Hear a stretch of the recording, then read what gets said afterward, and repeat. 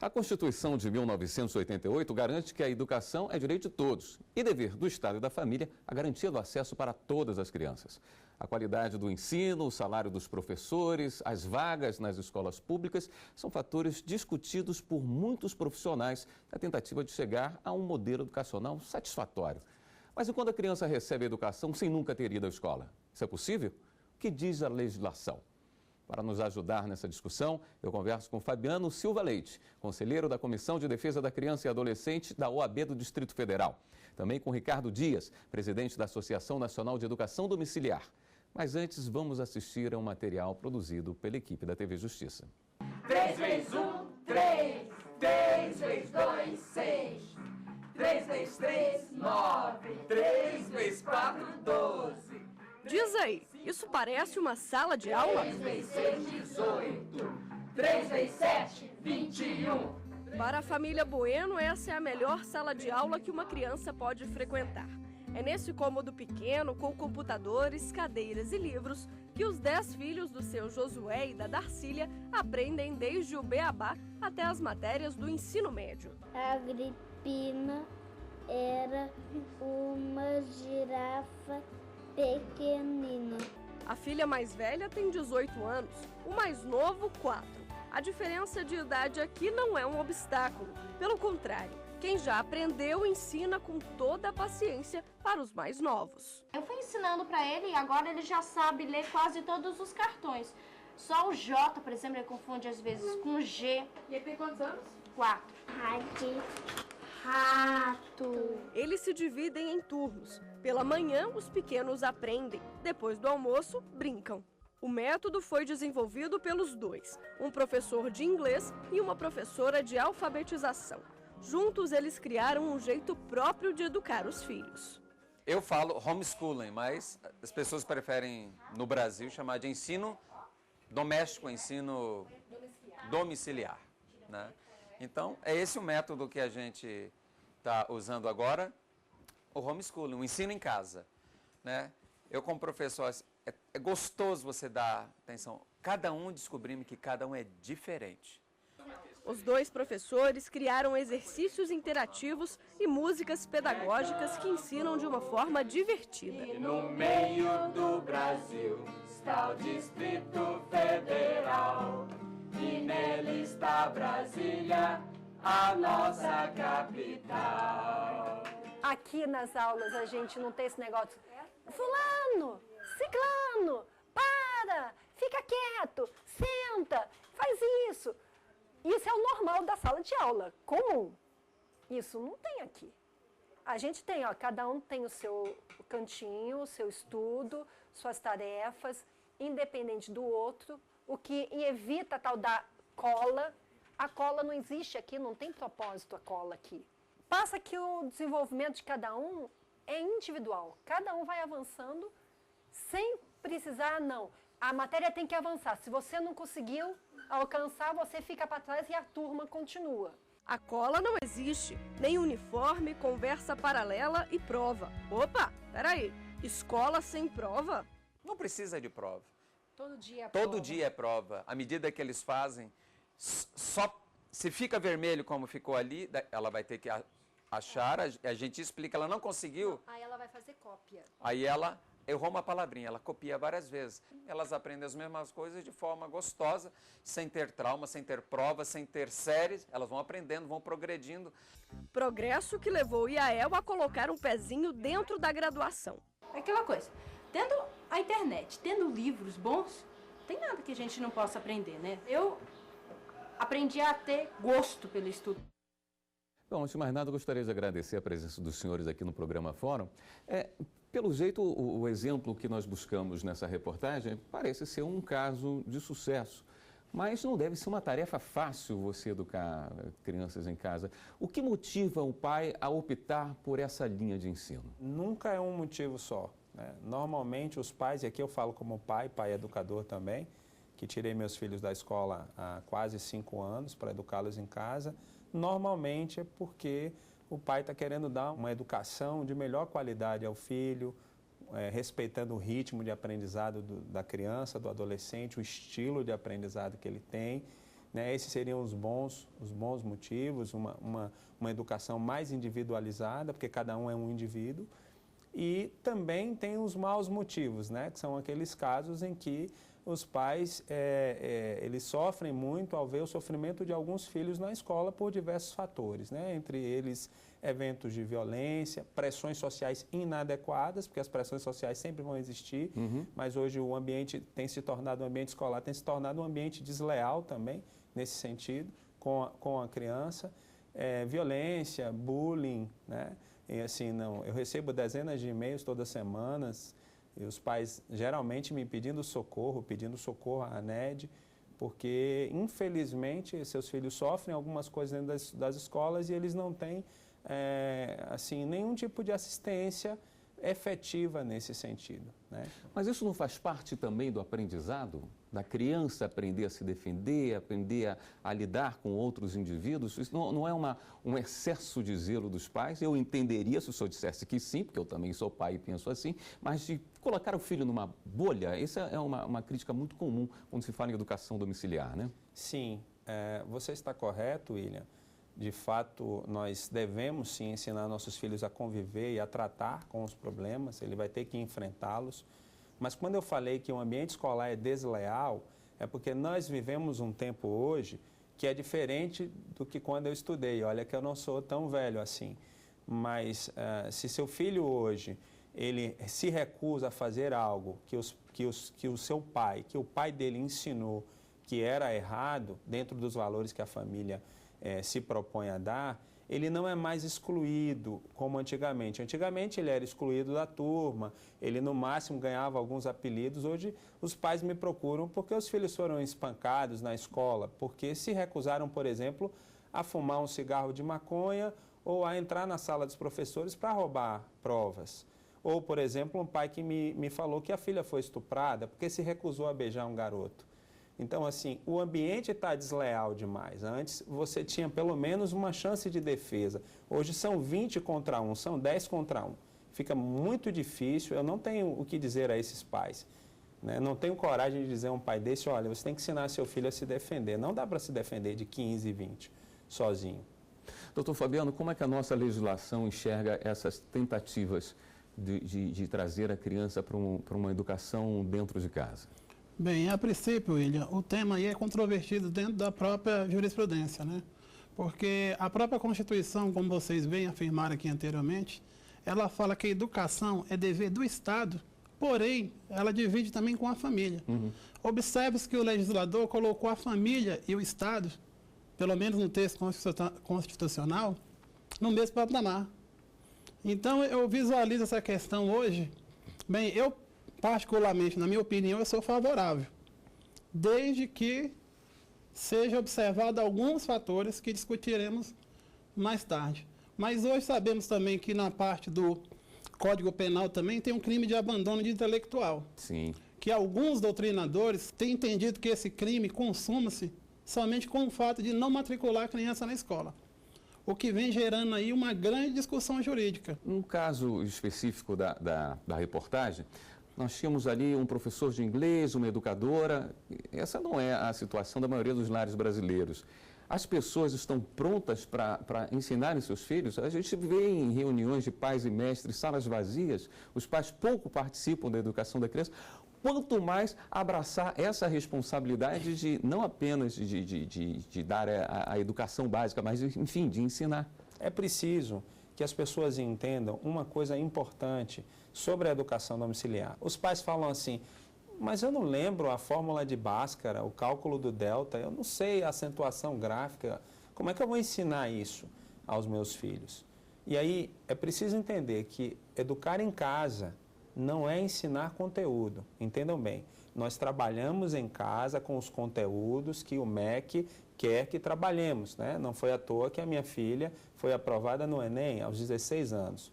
Mas ensinar em casa, vou falar uma coisa que é um pouco redundante aqui, é ensinar o filho, o aluno, o educando a aprender, ensinar ele a pesquisar. A educação domiciliar, se for bem feita, ela gera autodidatismo, ela gera autonomia. Quando eu comecei com meu filho, que está hoje com 13, fez 14 anos agora em maio, a gente ficava muito mais tempo com ele. Hoje a gente fica muito menos tempo. Os últimos 2 anos da minha filha, eu quase não me dedicava a ela porque ela já sabia estudar sozinha, já conseguia tirar as dúvidas. Hoje nós temos ferramentas fantásticas. Vocês viram aí na matéria a Yael, a filha do Josué, falando. Bons livros, a internet. Eles aprendem raciocínio lógico descritivo, que basicamente aprende a interpretar textos. Né? Dados do ENAF recentemente disseram que 3/4 da população universitária brasileira, para nossa tristeza, é de analfabetos funcionais. Então você não vai entender a explicação de um livro de química, de um livro de física, se você não souber português. Então a educação domiciliar, ela gera isso, prazer pelo aprendizado, gosto pelos estudos e autonomia. Uma família que hoje queira ingressar nesse sistema, ela tem que pedir uma autorização do judiciário? Como é que isso funciona? Bem, atualmente o tema, segundo a pesquisa que eu fiz, ele encontra na jurisprudência poucos casos, né? Mas um que chama bastante atenção foi um mandado de segurança julgado aqui pela primeira sessão do STJ, onde essa segurança foi denegada, né? A falta de uma figura para mensurar a qualidade do ensino que os pais estão dando em casa, não faz a criança sofrer um grande risco após 5 anos, 10 anos estudando em casa, se descobrir a porta de um vestibular, a porta de um Enem, que ela não conseguiu assimilar o conteúdo que teria assimilado se estivesse na educação normal? Essa é uma ótima pergunta. Eu quero lhe dizer assim que não existe no nosso caso, em muitos casos, a falta dessa figura. A responsabilidade, quando o pai tira um filho da escola, ele assume essa responsabilidade. Mas isso não quer dizer que ele não se aproprie, não utilize recursos que estão disponíveis. Nós falamos da internet, por exemplo, de videoaulas, mas tem professores, temos amigos professores, pedagogos, educadores que nos apoiam, nos dão currículos, nos fazem avaliações com nossos filhos, nos ajudam a mensurar esse aprendizado e saber se eles estão preparados. Esse é um cuidado que nós tomamos. Na verdade, eles estão fora do ambiente escolar, mas se utiliza de muitos desses recursos, né? Não como se é utilizado na escola, mas como pode ser utilizado dentro de uma casa. Bem, nós vamos agora fazer um rápido intervalo, voltamos já com o programa Fórum. Estamos de volta com o Fórum. No programa de hoje estamos falando sobre educação doméstica. Como é que fica a situação do jovem por não ter a documentação, de não ter um histórico escolar, quando chega na faculdade, quando ele quer entrar no Enem, sempre teremos que recorrer ao judiciário? Bem, diga-se de passagem que essa questão no Brasil é ainda uma cultura ruim que tem no Brasil, né? Às vezes tornamos a regra mais importante do que o próprio objetivo da regra, né? Ou seja, se ao final da vida escolar constata-se que o aluno tem aptidão para entrar na faculdade, né, ele passa em provas rigorosas hoje, como diga-se de passagem, o próprio Enem, que é uma prova rigorosa ao meu entender, por que não esse aluno seria impedido de entrar na faculdade simplesmente pela formalidade, simplesmente por não ter frequentado um curso regular oferecido ou pela instituição pública ou pela instituição privada, né? Então, observamos que no Brasil ainda é uma questão a ser avançada. Ao meu ver, hoje, o pai que ensinou o filho, e hoje ele tem, pela idade, 16, 17 anos, e não cursou uma instituição pública ou privada, ele vai ter que recorrer ao judiciário, sim. Porque, a princípio, hoje a lei não se trata da lei, que, ao meu ver, isso o ensino domiciliar tem amparo na Constituição. Mas, na verdade, aí as portarias, né, a própria lei de diretrizes e bases da educação veda essa questão de você não matricular a criança na escola. Essa busca é apenas para crianças? É só o ensino fundamental e médio? Ou se pensa também numa possibilidade de graduação? Em algum país se utiliza essa forma de educação domiciliar para o 3º grau? Não. Na verdade, hoje, a educação à distância ela já avançou muito. Então, em muitos cursos que se achava que era impensável se fazer EAD, e hoje se faz, e isso tende a aumentar no Brasil. Na verdade, a educação domiciliar, ela é para a pré-escola, né? O ensino fundamental e o ensino médio. Se tem, eu não conheço. Tem outros casos de sucesso em países, inclusive vizinhos ao nosso, né? Sim, sim, sem dúvida nenhuma. Eu posso citar aqui o Paraguai, posso citar o Equador, né, a Bolívia, a Argentina está começando nesse processo, né? O México tem avançado muito, se a gente falar de América Latina. E no Brasil, como brilhantemente colocou o doutor Fabiano, a gente está atrasado mesmo em relação a isso, né? O próprio caso da minha filha foi um caso em que, se você lê a defesa do desembargador, que deu a liminar, ele diz claramente que ele se curva ao entendimento, e ele cita um ministro que diz que o caso do estudante ter ou não ter 18 anos completos, isso aí não pode ser interpretado ao pé da letra, mas ele diz que deve se ater à realidade fática, né? A defesa que foi feita, também muito boa, o defensor público, ele coloca que é um país que se propõe a dar acesso aos jovens, às instâncias mais superiores, né, de ensino. Por que negar isso? Doutor Fabiano, qual a importância desse entendimento, desse caso específico, para o futuro da educação domiciliar do país? A jurisprudência ainda encontra-se, como a própria doutrina, bastante dividida sobre o tema, né? Mas temos aí um caso no Paraná, por exemplo, que, embora não tenha uma decisão formal do juiz, mas a família é autorizada, tem um programa de acompanhamento, e me parece que hoje no estado do Paraná é o único caso que tem acerca da educação domiciliar. Como é que o senhor fez para que seus filhos se socializassem? Os meus, por exemplo, hoje eu tenho duas filhas que já são adultas, eu lembro que os amigos de ensino, quando elas eram crianças e adolescentes, eram do ensino médio, eram do ensino fundamental, enfim, os amiguinhos eram todos da escola. Eles não tendo um amigo da escola, de onde sai o grupo? Com quem eles se relacionam? Na verdade, isso depende muito de um trabalho dos pais para propiciar aos filhos essa socialização. Principalmente quem mora numa metrópole, né? Então, é aquele trabalho de você, às vezes, precisar levar o filho num lugar, na casa dos amigos. Eles vão se relacionar, logicamente, com os colegas do prédio, da vizinhança. Meus filhos, eles têm amigos como qualquer outra criança, só não são os amigos da escola. Os amigos da escola, eles ainda conservam, né? A minha filha ainda conserva 3 colegas da escola.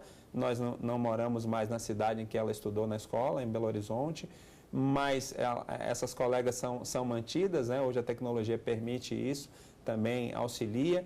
Então, eles fazem parte de clubes, eles frequentam bibliotecas, eles fazem atividades como Kumon, escolinha de futebol, né? Nós saímos muito, nos reunimos em grupo com outras famílias que fazem educação domiciliar também, e ali é uma socialização também muito rica, por sinal, né? A socialização da escola, até certo ponto, ela é um pouco pobre, não sou eu que diz isso, eu estou me apropriando da fala de estudiosos sobre o assunto, porque você pega um garoto de 7 anos e coloca dentro de uma sala com outros 30 garotos também de 7 anos, muito provavelmente da mesma classe social, econômica.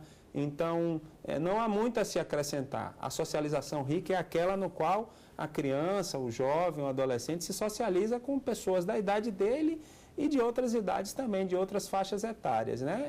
No caso da minha filha, eu lhe disse que não me envaidece como pai o fato dela ter sido eleita representante da turma na faculdade, mas eu fico feliz assim, porque é uma prova de que se ela não fosse uma moça sociável, ela não seria eleita, uma das mais novas da turma, representante de uma turma que, inclusive, ela tem colegas que têm quase a minha idade. Quais são os outros argumentos, bons argumentos, para se utilizar na área jurídica, para se ter o direito de educar a criança em casa? A baixa qualidade das escolas tem que ser considerada, doutor Fabiano?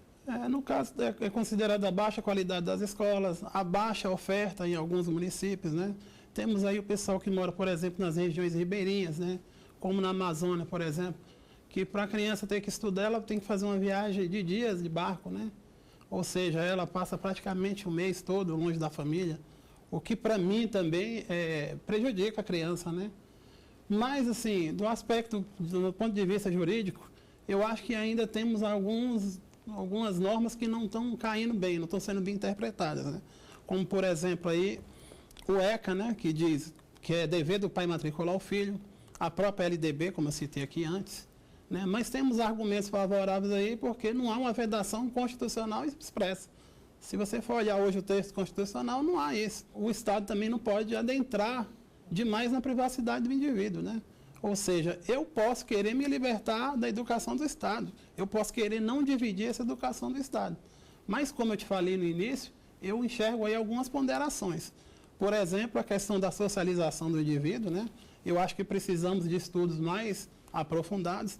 O que eu me preocupo hoje não é com a autorização legal, e sim na capacidade do Estado hoje de fiscalizar esse ensino, né? Sim. Porém, sabemos que hoje no sistema de ensino brasileiro existem pedagogos que passam anos estudando na faculdade, né? Tem todas as técnicas, identificam alguns problemas que podem comprometer a infância, podem comprometer a juventude, podem comprometer a fase adulta. Então, eu acho que não é a hora do Estado proibir, mas eu acho que o Estado tem que rediscutir essa questão desse ensino domiciliar, de fato, a dar uma fiscalização mais efetiva, né?